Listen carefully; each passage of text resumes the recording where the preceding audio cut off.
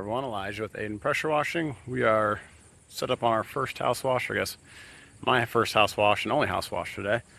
Brody and Seth have a couple projects they're working on.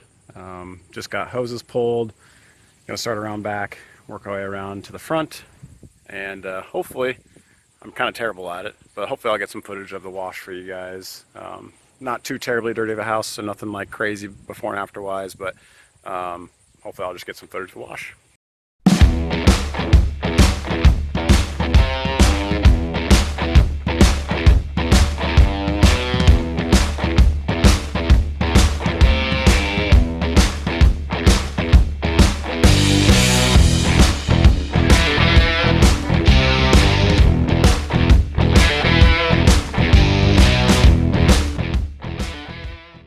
Of course, we got the Flow Pro going. It's so nice to have if you can get an electric downstreamer. Saves you so much time, so many steps when you're all the way around back. It is on rinse. Everything's good to go. We'll fire up.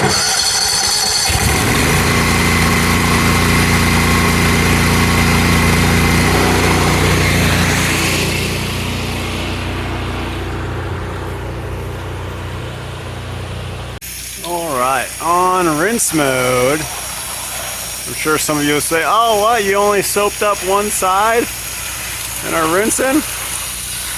Well, yeah. The reason for that is the next side that we're moving to is the sunny side. And so I want to make sure that we don't have any flash drying occurring. So we'll give that one a good pre-soak, soap it up, rinse her down. But for now, we're just gonna finish getting this whole backside rinsed down nice. Look at it, looking good. Hitting those peaks way up there, 2.5 stories, no problem. All right, on to the front and the last half side over there. Flow Pro is going when it's flashing. So you can see that camera now, it means I'm on rinse. Again, we've got sun beating down on it. So we're going to let's mist this side. Give it all a good cool off.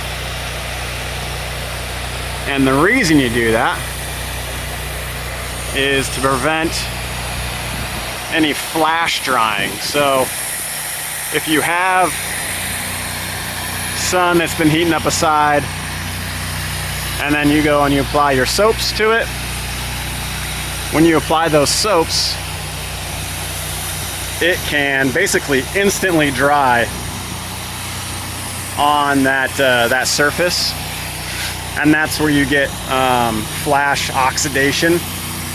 So you can actually cause oxidation on the siding with your soap if you don't cool it down quick or first before you soap it up. Also, if you're using too hot of a mix, that can cause it. You can see we got everything taped off, property protection, and give all the plants a good drink. Again, we're just using house mix today, so not concerned about it, but it's a good practice to have, so that way you just do it every time. Even on like hot days, we've been getting 100-degree plus weather. House mix can cause some issues for the more dainty plants out there. But I'm gonna go ahead and switch to soap and finish this house out. All right, so we wrapped up with that let me turn this music down a little bit. Wrapped up with that last house wash. Took roughly an hour from basically pulling up to leaving. Decent sized house. Nothing too bad with the 8-gallon can obviously reach all those peaks. I mean, 2.5 stories probably at the highest. So on that last one, actually, we were using a house mix, but we didn't have any surfactant in the tank, and that wasn't on purpose. That was more of a oversight on our part. We had that big TPO roof project that we did early last week, we didn't have any surfactant in our soak tank, and I just forgot to put some in for today. So you can wash houses without surfactant. It does help to kind of help your solution cling to the siding a little bit longer and keep it wet longer, which is what I like it most for. And then of course the surfactants that we like the Southeast Soft Wash stuff, Southern Slang and Southern Draw. I think the Slang, off the top of my head, I think the Slang is the lemon flavor and the Draw is the cherry. It could be vice versa, but we like to roll with the lemon flavored one. It works fantastic. I mean, best stuff that we have found by far. But you know, that being said, we don't run with a lot in there when we actually do have it in. So we'll fill up our downstreaming tote, whether it be on the flatbed or on the trailer, and then we just put in a ½ an ounce of that surfactant in per gallon of 12% SH that we put in that tank. So if we start the day and we fill up with 10 gallons of SH, we'll just put 5 ounces of the surfactant in, and I mean, it does great that way. I mean, we've kind of found that if you do more than that, there's not really a huge benefit you get from it, and then you just kind of have more rinsing that you have to do. And so we use a pretty low amount.